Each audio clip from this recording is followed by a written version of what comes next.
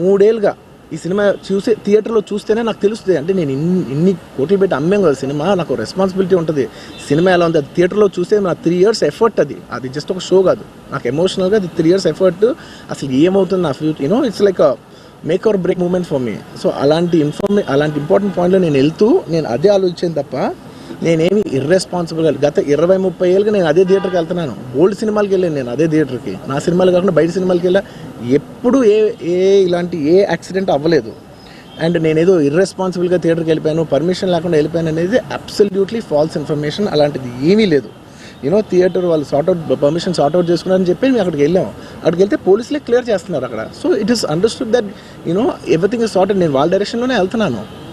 And ఒకవేళ నిజంగా permission లేకపోయి ఉంటే చాలాసార్లు వాళ్ళు చెప్తారు, సార్ మీ పర్మిషన్ లేదంటే మేము రెండట్టు వెళ్ళిపోతాం. వాళ్ళే క్లియర్ చేసి ముందుకు రమ్మంటూ ఉంటే పర్మిషన్ ఉందనుకునే కదా మేము ముందుకు వెళ్తూ ఉంటాం in that flow of things. So నేను ఆ మైండ్ స్పేస్లోనే ఉన్నాను. అండ్ మెయిన్ నేను చెప్పాల్సింది ఏంటంటే అసలు ఇక్కడ this a false allegation that there is a road show, procession. అసలు ప్రొసెషన్ కాదు, రోడ్ షో కాదు, ఏమీ కాదు. జస్ట్ థియేటర్ ఇక్కడ